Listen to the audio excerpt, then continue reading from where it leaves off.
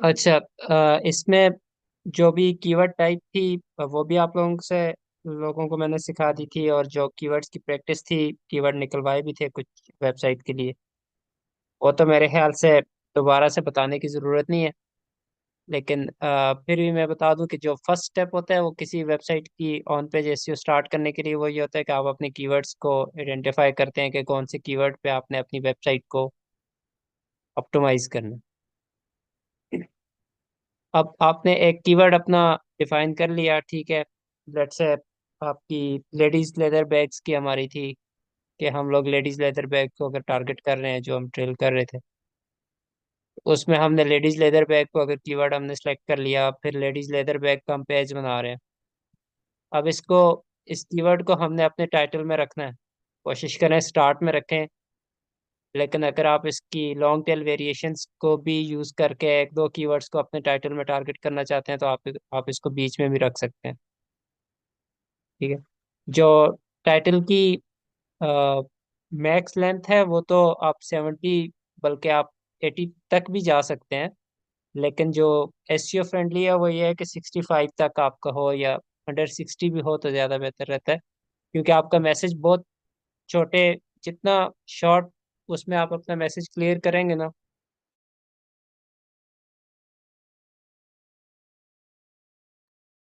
हाँ जी, अच्छा, sorry, interrupt हो गया था। तो आपने, अगर आप टाइटल पे हम लोग बात कर रहे थे, अगर आप टाइटल में अपना एक ही कीवर्ड आप रख रहे हैं तो फिर तो ठीक है, वो तो शॉर्ट ही हो जाएगा। लेकिन अगर आप ऑप्टिमाइज दो तीन कीवर्ड्स को, अपने कीवर्ड की वेरिएशन को, उसको लेकिन टाइटल का स्ट्रक्चर खराब ना हो रहा हो, आप उसको अगर यूज़ करना चाहते हैं तो आप अपने कीवर्ड को, जो मेन कीवर्ड है, उसको बीच में या कहीं भी एडजस्ट करके यूज़ कर सकते हैं। जो इसकी रिकमेंडेड या एसईओ ऑप्टिमाइज जो लेंथ होती है, कैरेक्टर्स वाइज, स्पेस भी एक कैरेक्टर है।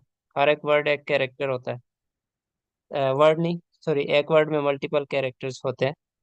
ठीक है। तो इसकी 65 या जितना शॉर्ट में आप अपना मैसेज कन्वे करना चाहेंगे वही होगा। लेकिन इतना भी नहीं होना चाहिए कि अंडर 30 कैरेक्टर्स आप लोग आ जाएं, अंडर 40 कैरेक्टर्स आ जाएं, कि बिल्कुल ही जो है वो टाइटल नजर ही ना आए, कि एक ही बस कीवर्ड लिखा हुआ है।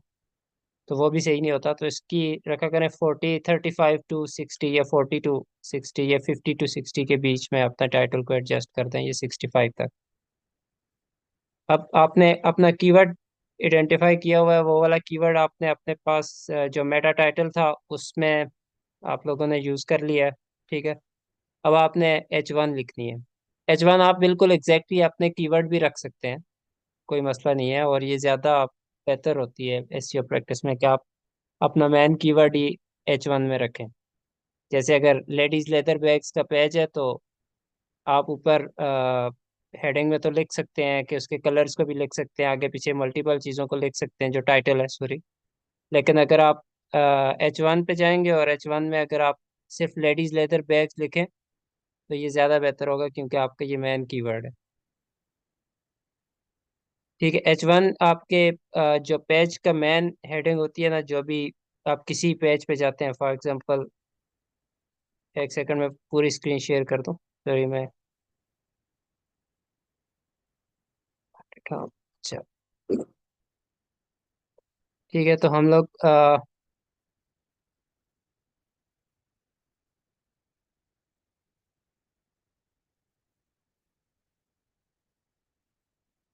इसमें हम लोग किसी वेबसाइट पे जाते हैं, हमारा यही वाला कीवर्ड था, हम लोग सर्च करते आ रहे थे। अब ये देखें, ये इसकी H1 है। तो इसने लेदर हैंडबैग्स फॉर वोमेन को इसमें ये टारगेट कर रहा है। ठीक है। तो ये टाइटल भी इसका यही है, लेकिन इसने टाइटल में देखें आगे लेडीज लेदर बैग्स को भी टारगेट किया हुआ है। दो कीवर्ड्स को ये टाइटल में कर रहा है, लेकिन हेडिंग में आके अपने मेन कीवर्ड को टारगेट कर रही है। ठीक है। अब इसी तरह आप फिर जाते हैं अपने मेटा डिस्क्रिप्शन पे। मेटा डिस्क्रिप्शन आपके पेज पे जो कंटेंट डिस्प्ले होता है इसमें आपको नज़र नहीं आती, ये आपके मेटाज में होती है। ठीक है। फॉर एग्जांपल, आप इसके, ये फूड चैनल आपका कैमरा ऑन है, आपका नाम मुझे समझ नहीं आया, तो आप प्लीज़ कैमरा ऑफ कर दें, क्योंकि ये रिकॉर्डेड सेशन होता है तो फिर ये यूट्यूब पे जाती है वीडियो। Shit, यार ये नहीं हो रहा। आप स्टॉप वर्ड। इसको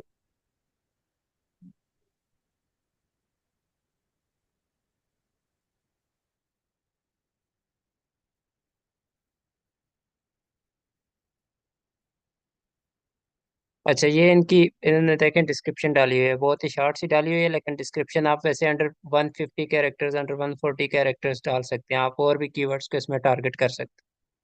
ठीक है, इनने शॉर्ट सी डिस्क्रिप्शन डाली हुई है, उन्होंने premium quality leather handbags for girls ladies, order yours online, ये बस सिर्फ उन्होंने अपनी जो एक डिस्क्रिप्शन वाली जो फील्ड है उसको फिल किया हुआ है, कोई इतनी उसमें टारगेटिंग नहीं की हुई। शॉर्ट सी डिस्क्रिप्शन, लेकिन वही है कि जितनी आप शॉर्ट डालेंगे अपना मैसेज कन्वे करेंगे उतना ही आपके लिए बेहतर होगा।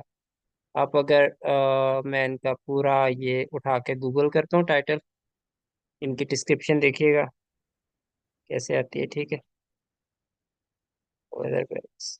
ठीक है, अब ये क्या कर रहा है गूगल, इनका ना अ, ये वाली डिस्क्रिप्शन इनकी वो आ रही है उस पेज की।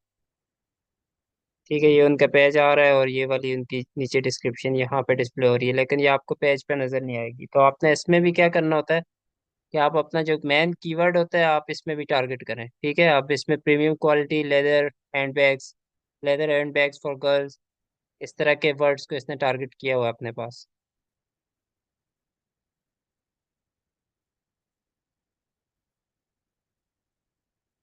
अच्छा, नेक्स्ट पे आप आ जाते हैं कि आपका जो यूआरएल है उस पेज का जो स्लग होता है, एक तो आपकी वेबसाइट का मेन यूआरएल आ जाता है ये, यहाँ तक तो ये आपकी वेबसाइट का डोमेन नेम आ गया। ठीक है, लेकिन अगर आप इसमें HTTPS और ये सारा प्रोटोकॉल ऐड कर देंगे तो ये आपकी वेबसाइट के होम पेज का यूआरएल बन जाएगा। लेकिन यहाँ से आगे जो ये यूआरएल हैंडल होता है, इसको कुछ लोग यूआरएल हैंडल बोलते हैं, कुछ लोग इसको पेज यूआरएल भी बोलते हैं, स्लग भी बोला जाता है, इसके डिफरेंट नाम हैं। ठीक है, तो कंफ्यूज नहीं होना, कहीं भी किसी भी नाम से कोई भी पुकार सकता है। तो उसमें मतलब उसका यही होता है कि आपके डोमेन नेम के बाद जो पेज के जो नाम होता है यूआरएल के अंदर, उसके बारे में कोई आपसे पूछ रहा है इंटरव्यू में या कहीं भी कोई भी क्वेश्चन हो रहा है तो वो इसके बारे में बात कर रहा है। ठीक है, अब आपने अपना जो स्लग बनाना है वो ऑप्टिमाइज्ड होना चाहिए, लेकिन ये ज़्यादा बेहतर है कि शॉर्ट होना चाहिए, ये बहुत लंबा ना हो। ठीक है ना, आप इसमें पूरे का पूरा टाइटल टारगेट कर सकते हैं, लेकिन बेहतर ये होता है कि अगर आप पेज बना रहे हैं ना किसी जो लैंडिंग पेज है तो उसका यूआरएल आप बहुत शॉर्ट रखें, क्योंकि आप उस पर मल्टीपल चीज़ें टारगेट कर रहे होते हैं, बहुत सारे कीवर्ड्स टारगेट हो रहे होते हैं। अक्सर लोग क्या करते हैं, जो ब्लॉग्स होते हैं ना, ब्लॉग्स के जो यूआरएल्स होते हैं वो एज इट इज जो टाइटल होता है वही वाला रखते हैं, इसका भी शायद उसी तरह वो देख लेते हैं। लेकिन जो पेजेस होते हैं, पेजेस के यूआरएल्स को शॉर्ट रखते हैं, क्योंकि पेजेस पे मल्टीपल चीज़ें, मल्टीपल प्रोडक्ट्स टारगेट हो रही होती हैं, बहुत सारे कीवर्ड्स टारगेट हो रहे होते हैं। अब ये देखें, इसका जो टाइटल है वही इसका, ये इसका टाइटल है और वही इसका यूआरएल का स्लग भी बन रहा है। अब ये वाली प्रैक्टिस जो है वो लेंथी, अब ये कोशिश किया करें कि ब्लॉग का टाइटल भी जाहिर सी बात है अंडर 60 कैरेक्टर, अंडर 70 कैरेक्टर्स ही होगा। तो जब वो उतना होगा तो यूआरएल भी आपका इतना लंबा नहीं होगा, वो भी अंडर 50 अंडर 60 कैरेक्टर्स ही बनेगा।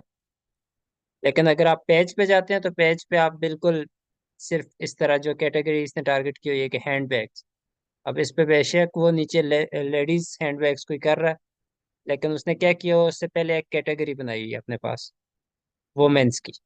ठीक है, आप अगर उस पे जाएंगे, क्योंकि मल्टीपल पेजेस बनने हैं आपकी वेबसाइट के ऊपर, तो आप एक ही पेज को बहुत लंबा यूआरएल नहीं दे सकते। आप अगर यहाँ पे women ladies women leather handbags अगर आप इधर आप पूरा लिख देती, ठीक है, फिर आगे आप स्लैश बैग्स में जाती या हैंडबैग्स में जाते तो उसमें क्या हो जाता, आपका यूआरएल बहुत लेंथी हो जाता, डुप्लीकेशन आ जाती यूआरएल में ही। एक एक डुप्लीकेशन नहीं, सॉरी, इसको रिपीटेशन बोलेंगे। एक ही वर्ड आपका जो है एक ही कीवर्ड यूआरएल में बार बार रिपीट हो रहा होगा। तो आपने क्या करना होता है कि आप इसको शॉर्ट रखें, टू दी पॉइंट रखें, और जितना आपका यूआरएल शॉर्ट और टू दी पॉइंट होगा, कीवर्ड को टारगेट करेगा, उतना ही आपके लिए बेस्ट होगा। हम इसके हैंडबैग्स के पेज पे थे। अच्छा, उसके बाद आ जाता है आपका जो कीवर्ड है वो आप अपने बॉडी कंटेंट में ऐड करें। ठीक है। आपकी जो वेबसाइट का पेज है, ये वैसे ये सारी इसकी बॉडी समझी जाती है, लेकिन ये इसकी प्रोडक्ट्स के टाइटल हैं। इनका एक अपना पेज भी है जिस पे लिंक लगा होता है। ठीक है। जो टेक्स्ट होता है ना पेज का, वो ये होता है, बॉडी टेक्स्ट।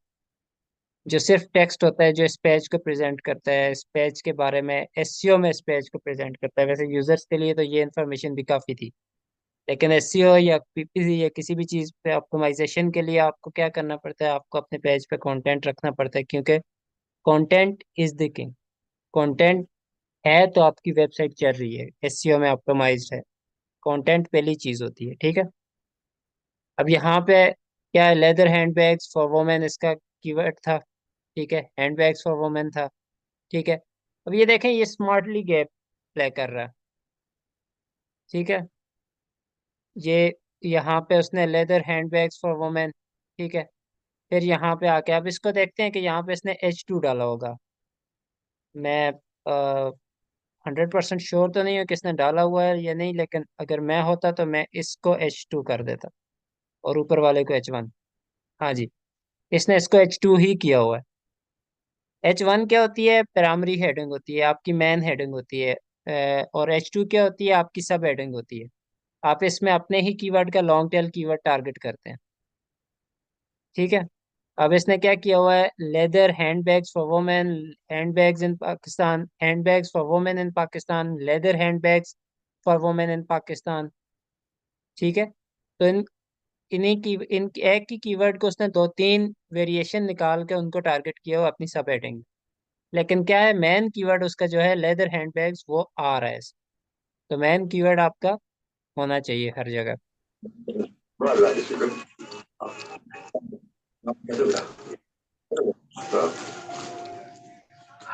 अच्छा, उसके एक सेकंड। बड़ी माजरत है, एक्चुअली गवर्नर हाउस में ट्रेड यूनियन की मीटिंग चल रही है।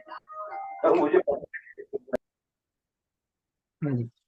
अब यहाँ पे उसने हेडिंग्स में तो अपने आप को टारगेट कर लिया। अब उसने क्या करना है, अब उसने कंटेंट में भी अपना कीवर्ड ऐड करना है। तो कंटेंट में ये देखें, फर्स्ट लाइन में वो अपने कीवर्ड को लेके आया है, leather handbags for women, leather handbags for women in Pakistan, तीनों को। ठीक है। लेकिन उसने कंटेंट का स्ट्रक्चर खराब नहीं होने दिया। आपने कीवर्ड्स को टारगेट जरूर करना है, लेकिन इस तरह नहीं करना कि आपके कंटेंट का स्ट्रक्चर खराब हो जाए और सामने नजर आए कि ये सिर्फ एसईओ के लिए ही ये टाइटल लिखा गया है, इसका यूजर से कोई लेना देना नहीं है। ऐसा टाइटल या ऐसा कंटेंट लिखने से बेहतर है कि आप ना लिखें, क्योंकि वो क्या होता है कि वो कुछ अरसे के लिए आपकी वेबसाइट ऑप्टिमाइज हो जाएगी, लेकिन फिर बाद में अगर कोई अपडेट आती है और आपकी वेबसाइट का बाउंस रेट में आपको गूगल एनालिटिक्स सिखाते टाइम सिखाऊंगा। अब तो उसने भी निकाल दिया, लेकिन फिर भी स्टिल वो एग्जिस्ट करता है। आ, वो जब ज्यादा हो जाएगा, यूजर आपकी वेबसाइट पे ड्रॉप ऑफ रेट ज्यादा हो जाएगा, यूजर आपकी वेबसाइट के ऊपर स्टे नहीं करेगा, तो आपकी वेबसाइट क्या होगी, डी ऑप्टिमाइज होना शुरू हो जाएगी। ठीक है। तो आपने क्या करना है कि अपने कंटेंट का स्ट्रक्चर ठीक रखना है, एआई से नहीं लिखवाना कंटेंट। आजकल बहुत ज्यादा मार्केट में इन हुआ हुआ है कि आप चैट जीपीटी या बाकी जो टूल हैं, वर्ड एआई और इस तरह के, आप उनसे लिखवा सकते हैं। मैं बिल्कुल मना नहीं कर रहा कि आप उनसे ना लिखें, लेकिन उनसे लिखने के बाद आप फिर उस कंटेंट को रीराइट करें, अपने वर्ड्स में लेके आए, उसका जो एआई वाला स्ट्रक्चर है वो ख़त्म करें और उसको ह्यूमन कंटेंट बनाएं, ताकि वो एसईओ ऑप्टिमाइज्ड हो, सर्च इंजन ऑप्टिमाइज्ड हो। सर्च इंजन नहीं कर रहे डायरेक्टली चैट जीपीटी का या किसी भी एआई टूल के कंटेंट को वो ऑप्टिमाइज नहीं करते ज़्यादा देर तक के लिए। ठीक है। तो अगर कोई ह्यूमन कंटेंट है तो वो आपके कंटेंट से जल्दी ऊपर आ जाएगा आपकी वेबसाइट से। तो इससे बेहतर है कि आप उससे लिखवाएं और फिर उसको चेंज कर लें अपने वर्ड्स में, वहां से आइडिया ले लें। अच्छा, कंटेंट में आ गया। अब रिव्यू योर कंटेंट क्वालिटी, ये मैं तकरीबन बता चुका हूँ कि आपने अपने कंटेंट को, एक तो ह्यूमन बेस्ड कंटेंट लिखना है, फिर आपने स्ट्रक्चर खराब नहीं होने देना, फिर कीवर्ड डेंसिटी आप कंटेंट में रख सकते हैं, लेकिन कीवर्ड डेंसिटी इतनी मैटर नहीं करती कि जितना आपके कंटेंट का नेचुरल होना, कंटेंट का इजी टू अंडरस्टैंड होना, यूज़र इंटरेस्ट बिल्ड करने वाली चीज़ें जितनी इंपॉर्टेंट हो सकती हैं, इतनी ज़्यादा कीवर्ड डेंसिटी नहीं होती इंपॉर्टेंट। लेकिन स्टिल आप 2% जो रिकमेंडेड है वो यूज़ कर सकते हैं, 2% तक कीवर्ड डेंसिटी रख सकते हैं। ठीक है। हेडिंग्स होनी चाहिए, मार्कअप हेडिंग्स विद टैग्स। ठीक है, यही वाली एग्जांपल सामने खुला हुआ है पेज, देखें। ठीक है, इसने क्या किया हुआ है, एक हेडिंग को H1 मार्क किया हुआ है। मैंने आपको नीचे वाली तो दिखा दी थी, ये वाली नहीं दिखाई। इसका भी दिखा देता हूँ, ये H1 होएगी, ये देखें। ठीक है, इसके पीछे क्या लगा हुआ है, H1 का टैग लगा हुआ है मैन हेडिंग का। ठीक है, इसको इसने H1 किया हुआ है, इसको इसने H2 किया हुआ है। तो आपके पास अगर ऑप्शन है तो आप H3 भी डाल सकते हैं, H4 भी डाल सकते हैं, H5 H6 तक होती हैं। ठीक है, लेकिन जो मेन हेडिंग होती हैं, जो ज्यादा इम्पैक्टफुल हेडिंग्स होती हैं, वो H1 और H2 होती हैं। इसके बाद आप जितना नीचे जाएंगे हेडिंग्स की तरफ, उतना ही आपका जो हेडिंग्स की अथॉरिटी है वो कम होती जाती है। आप डालें या ना डालें, दैट डजंट मैटर।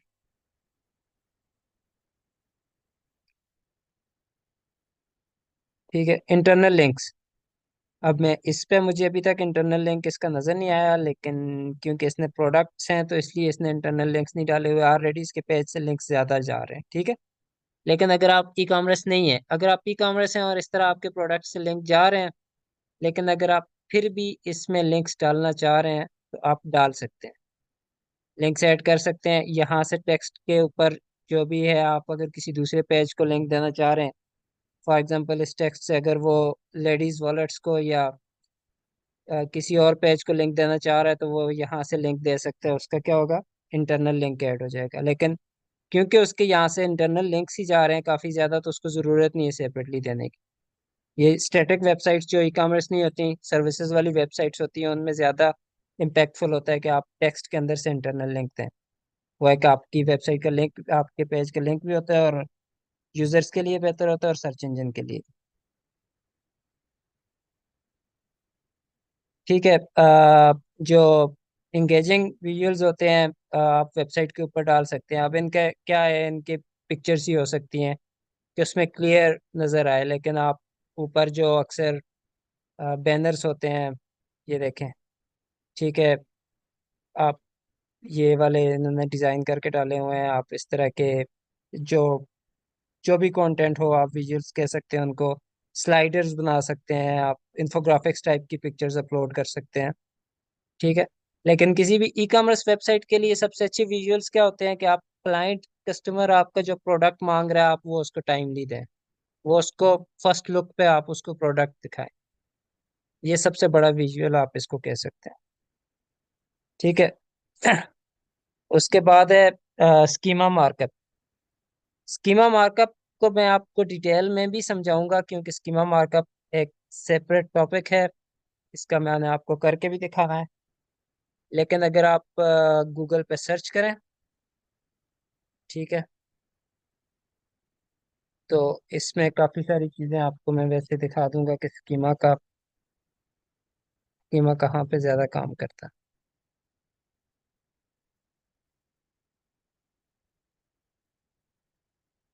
ठीक है, स्कीमा से आपके पास जो आप अक्सर इधर आपने देखा होगा, बेस्ट लेदर हैंडबैग सर्च करते हैं इसको, जितना शॉर्ट चाहेंगे नहीं अच्छा होगा। अच्छा, ये जो इमेजेस हैं, ये पहले ये स्कीमा से आती होती थी, लेकिन अब ये वैसे भी गूगल उठा लेता है। ये देखें, इसकी जो प्राइस होती है, ये प्रोडक्ट स्कीमा से आती है अक्सर। ठीक है, डिस्क्रिप्शन से भी आ सकती है, लेकिन प्रोडक्ट स्कीमा से आती है। स्टार्स आने लग जाते हैं आपकी प्रोडक्ट्स के साथ, रेटिंग्स। ठीक है। अच्छा जी, होटल पे था, अब मुझे नज़र नहीं आ रहा किसी का। बेस्ट वेदर बैग्स,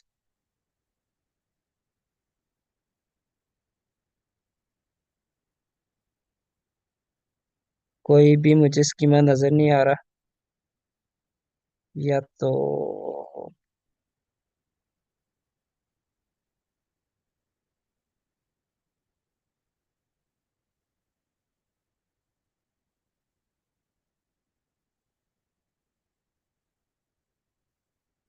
इसके साथ लिंक्स उठा रहा है, ठीक है, ये प्राइसेस है। बहरहाल चलें हम, आपको जो स्कीमा है, जब मैं स्कीमा पे जाऊंगा तो स्कीमा के जो कोड मैं आपको बना के दूंगा सामने, बल्कि लाची साहब,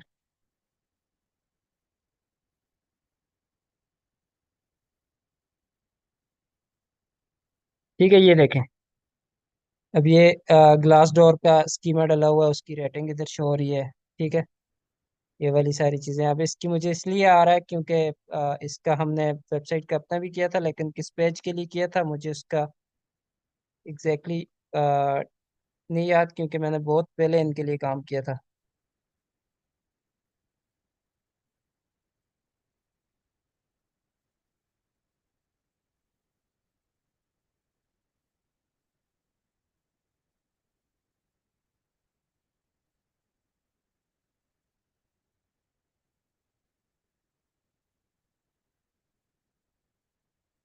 यहाँ पे इनके, सॉरी मुझे याद नहीं आ रहा अभी, लेकिन मैं आपको इसका बना के दिखा दूंगा जब हम इसकी क्लास पे जाएंगे, ठीक है। तो अभी तक के लिए, जी, अप्लाई स्कीमा मार्कअप। अब आप लोगों के कोई अगर क्वेश्चन है तो आप लोग मुझसे पूछ सकते हैं। सर ये स्कीमा मार्कर प्लीज ये दोबारा बता दें कि ये क्या चीज है। आपकी वेब, आप जब भी गूगल पे कुछ सर्च करते हैं ना, तो लोकल बिजनेस भी नीचे आ रहा होता है, ठीक है, स्टार्स आ रहे होते हैं आपके प्रोडक्ट्स के, पिक्चर उसके रेटिंग के, ठीक है, रैंकिंग में, इधर डिस्क्रिप्शन में, हालांकि ये आपकी डिस्क्रिप्शन में तो नहीं डले होते ना। तो ये वाली चीज़ें जब आपके पास जो शो हो रही होती हैं, ये स्कीमा मार्कअप के थ्रू शो हो रही होती हैं। इस तरह की बहुत सारी चीज़ें हैं जो मैं स्कीमा की सेपरेट एक सेशन रखूंगा जिसमें स्कीमा बनाना भी सिखाऊंगा, और आपको स्कीमा मार्कअप का सारा बता दूंगा। अच्छा, जी, नेक्स्ट कोई क्वेश्चन है?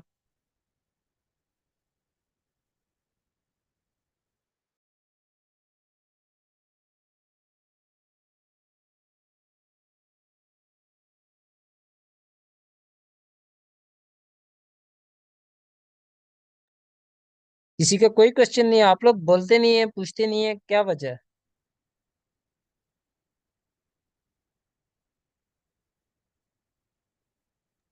सर ये हमें वेब डेवलपमेंट बताई जाएगी कि हमने किस तरह से वेब पेज डेवलप करना है और इसमें से सारी चीजें ऐड करनी है, जिसमें आपने वो मेटा डिस्क्रिप्शन वगैरह भी यूज किया था और इंटरनल लिंक एंड ऑल। हम ये कंप्लीट वेबसाइट किस तरह से बना सकेंगे। हाँ जी, वेबसाइट पे मैं आपको एक ये क्वेश्चन किसका था, चले, सलमा। सलमा जी, सलमा, ठीक है, वेबसाइट में आपको, हाँ जी ज़रूर, वो हम एक वेबसाइट बनाएंगे बैठ के सामने, और वेबसाइट बनाना भी सिखाएंगे स्टार्ट से। पोस्ट कैसे करनी है वेबसाइट में, वर्डप्रेस इंस्टॉल कैसे करना है, ठीक है, और फिर उसमें कस्टमाइजेशन, आप कस्टम बनाना चाहें तो कैसे बना सकते हैं, आप लोग अगर वर्डप्रेस यूज़ करना चाहें तो कैसे कर सकते हैं, थीम वाली। अस्सलाम वालेकुम सर। जी, वालेकुम सलाम। सर जब तक आप साथ साथ हमें प्रैक्टिकल, जैसे ये आपने वेबसाइट का बताया ना, हम ये जो हेडिंग्स ये ऑप्टिमाइज करेंगे या ऐसे सर्च कैसे किसी कीवर्ड्स जो है और कंटेंट जैसे हमारे पास ज़्यादा इम्पोर्टेंस रखता है, इसी तरह ये जो है हमें वेबसाइट का नहीं पता कि हम लोग उसको कैसे जनरेट करेंगे और बैकअप पे कैसे होगा। जब वो सब हमारे सामने होगा, हम साथ साथ बनाएंगे, तो तब ये चीज़ें ज़्यादा क्लेरिफाई हो जाएंगी। ठीक है, असल में ये बीच में जो फौत की हुई थी उस वजह से मैं अभी भी उसी घर से ही ले रहा हूँ क्लास, ठीक है। मेरे भी बहुत सारे लोग सोए हुए भी हैं, लेकिन ये है कि मैं इंशाल्लाह कल, या कल, कल से हम लोग, बल्कि मैं एक डोमेन ले लेता हूँ, और कल से ही हम लोग उस ये वेबसाइट बना के उस पर एक प्रैक्टिस शुरू कर लेते हैं।